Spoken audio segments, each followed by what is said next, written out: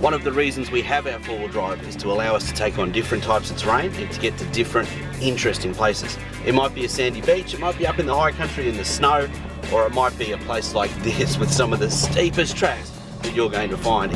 A couple of tips for you when you start getting into steep and maybe loose country. Number one, you don't need big run-ups. Wheel spin is the beginning of loss of traction. It's much more important to get tyre pressures right and to get the amount of torque you're putting to the ground. So obviously we're going to be in low range. You may be manually selecting a gear in an automatic. It does really depend on the car. Of course, in your manual four-wheel drive, you will need to have just sort of learned, I guess, which gears are best. First gear low isn't always the best. It has a tendency to kind of spin wheels when we get into loose things.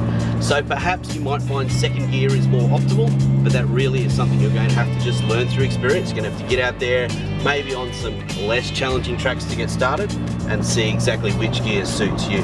A second tip, of course, when we're traveling in convoy, you don't want to get yourself caught up in someone else's dramas.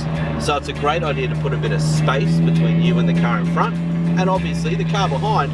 If they can't see where you're going down a hill, maybe the best thing to do when you get to the bottom is call them on the radio, say all clear, come on down.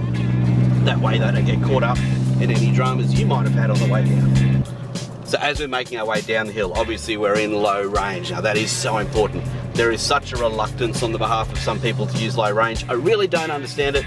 Some people have it in their head that low range is some kind of recovery device, where really it's just another set of gears. It's just giving you a greater chance of being in the correct gear to handle the terrain that you're driving on. So as you're making your way down these loose hills, it is important to be a little bit judicious with how much braking you put in.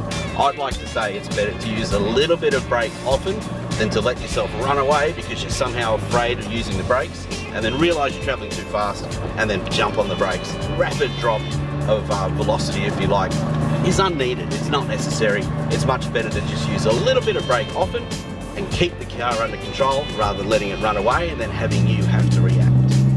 So if you'd like to find out more about driving in steep terrain, and let's face it, steep terrain takes you to some pretty cool places in Australia, then hit our website, come and join us on a course and see what you've got to learn.